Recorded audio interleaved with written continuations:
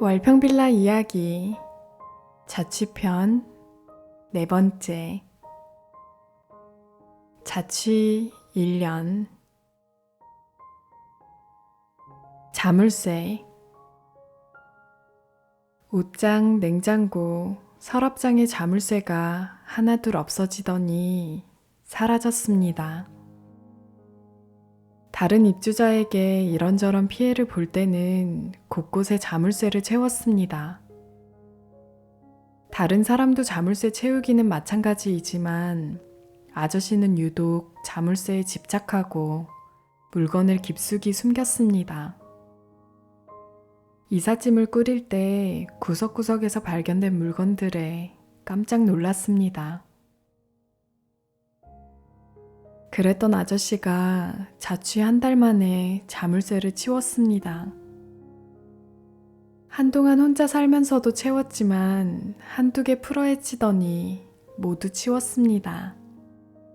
아저씨의 마음, 아저씨의 생각, 아저씨의 삶을 풀어헤치는 것 같습니다. 시설 입주자가 물건을 자꾸 숨긴다면 그것을 어떻게 봐야 할까요? 나쁜 습관, 장애의 특성, 시설 입주자의 특성. 그래서 그 당사자를 지도, 학습, 훈련, 치료한다. 아저씨는 스스로 자물쇠를 걷었습니다. 이제 필요하지 않으니까요. 상한 음식. 아저씨는 물건을 버리지 못합니다. 음식이 상해도 버리지 않으려 합니다.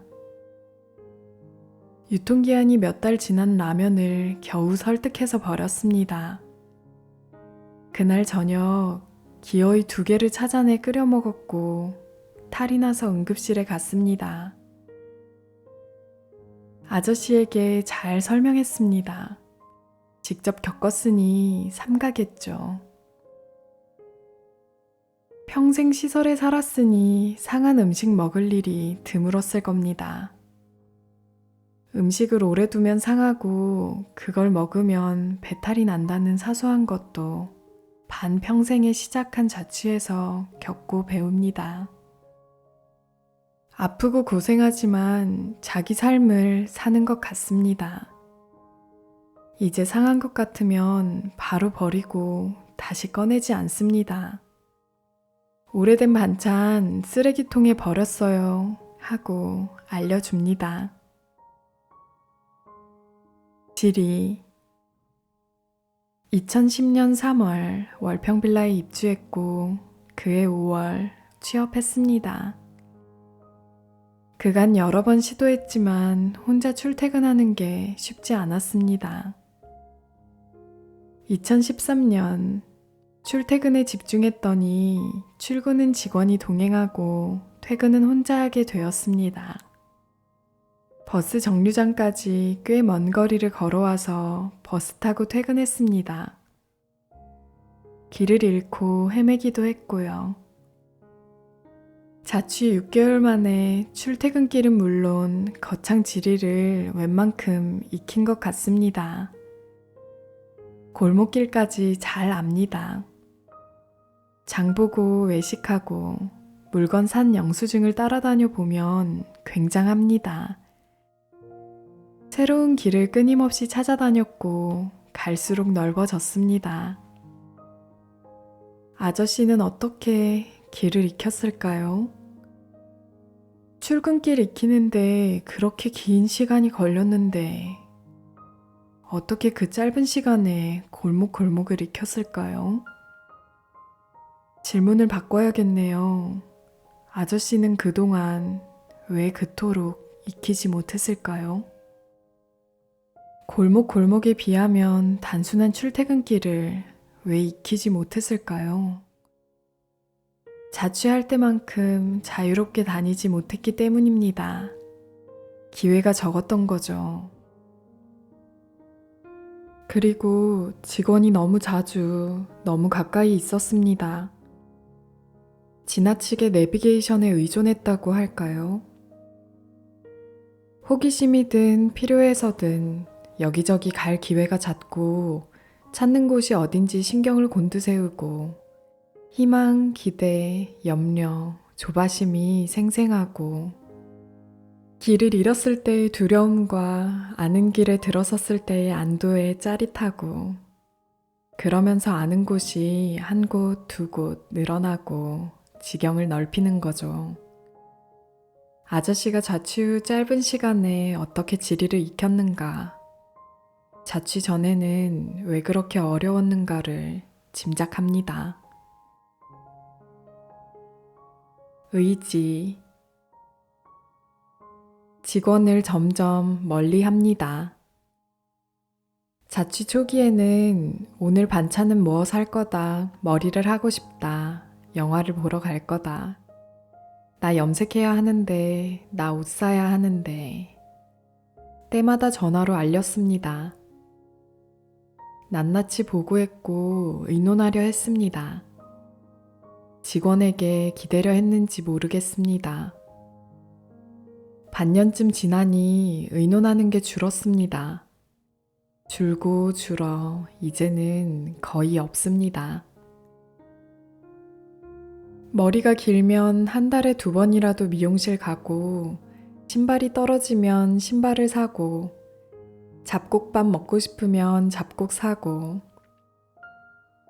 아저씨가 주는 영수증을 보고 아저씨에게 여쭤봐서 알게 됩니다. 직원이 가끔 들르는 것도 꺼립니다. 집에 가도 집 안으로 들이지 않습니다. 마당에서 이야기하고 돌려보냅니다. 집 안 청소며 냉장고 정리를 어떻게 하는지 궁금합니다. 좀 도와야 하지 않을까 싶은데 아저씨 뜻대로 아저씨에게 맡기기로 했습니다. 직원을 멀리하면서 나를 가까이 합니다. 직원의 손길을 뿌리치고 나의 의지와 힘을 키웁니다. 누구에게나 열려있던 공간을 이제 나의 공간으로 지킵니다. 생활비. 장 보고 간식 사고 옷 사고 영화 볼 때 체크카드를 사용합니다. 직원은 영수증을 받아 정리합니다. 행정상 필요합니다. 자취 1~2달 이것저것 필요한 것을 샀습니다. 그간 어떤 이유로 갖추지 못했던 것을 갖추고 간식도 많이 먹고 시내에 사니 이전보다 지출이 늘었습니다. 1~2달 그러다 말겠거니 했는데 좀처럼 줄지 않았습니다. 자취 전에도 체크카드로 마음껏 물건을 샀습니다. 그때는 그날 영수증을 건네니 직원이 규모를 살펴서 알려드렸습니다. 자취 후 일주일치 영수증을 한 번에 받으니 설명할 때를 놓쳤습니다. 이러다가 가진 돈 다 쓸 것 같아서 회의를 열었습니다. 아저씨에게 잘 설명하고 부탁해서 스스로 관리하게 하자고 했습니다. 안 되면 그때 다시 의논하기로 했습니다. 그동안 아저씨 뜻대로 마음껏 쓰지 못했다는 것은 분명합니다. 빈털터리가 될 수도 있어야죠.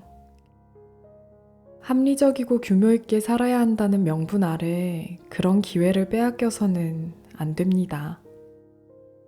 헛된 것에 가진 재산 몽땅 날리는 경우도 있는데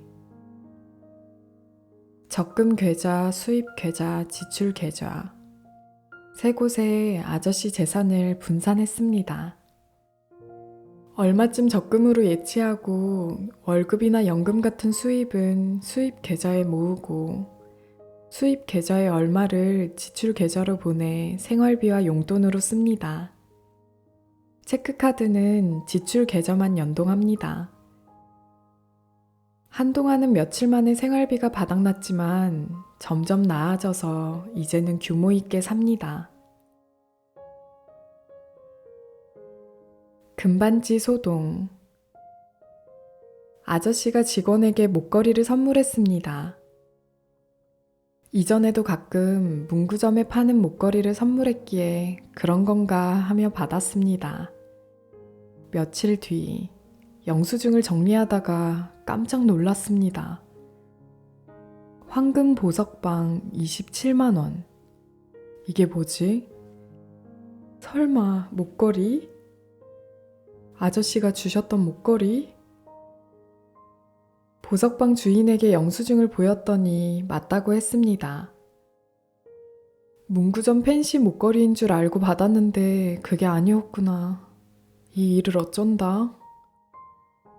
마음이 복잡해서 인사도 제대로 못하고 돌아섰습니다. 여기서 산 게 맞긴 맞는데 목걸이가 아니고 반지였어요. 네? 반지였다고요? 네, 목걸이가 아니고 금반지였어요. 놀란 가슴 쓸어내리자 27만 원짜리 반지가 궁금해졌습니다. 어디에 쓰려고 샀을까? 내가 끼려고 샀어요. 아저씨는 무슨 대수냐는 듯 말했습니다. 허탈하고 부끄러웠습니다. 나중에 목사님에게 전해 들으니 결혼할 때 쓸 예물이었습니다. 주인으로 아저씨 집에 갔습니다. 놀러 가도 되는지 허락을 구했고 초대받아서 갔습니다. 아저씨가 자리에 앉으라 하고 상을 펴더니 손수 삶은 고구마를 대접했습니다. 찾아온 손님을 주인으로서 잘 맞았습니다. 이전에는 집에 누가 와도 인사만 하고 말았습니다. 물론 여건이 많이 다릅니다. 자취 전에는 여럿이 함께 살았고 냉장고는 공용이었거니와 자물쇠로 잠겨있어 쓰는 둥 마는 둥. 그러니 직접 조리한 음식은 물론 간식도 변변찮았습니다. 내 집이라고 찾아왔으나 내 집이 아니고 내 살림이라고는 했으나 내 살림이 아니었습니다. 내 집에 온 손님은 분명하나 내가 집주인이 아니었던 겁니다. 이제 상황이 다릅니다.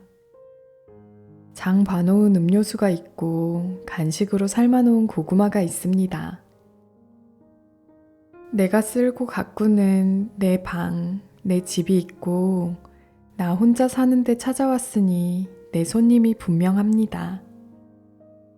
집주인으로서 손님 맞는 아저씨 모습, 자취에서 가장 인상 깊다고 직원이 그랬습니다. 염려와 불안. 길을 잃지 않을까? 가스레인지 사용하다 사고 나지 않을까? 이웃이 불편해하지 않을까?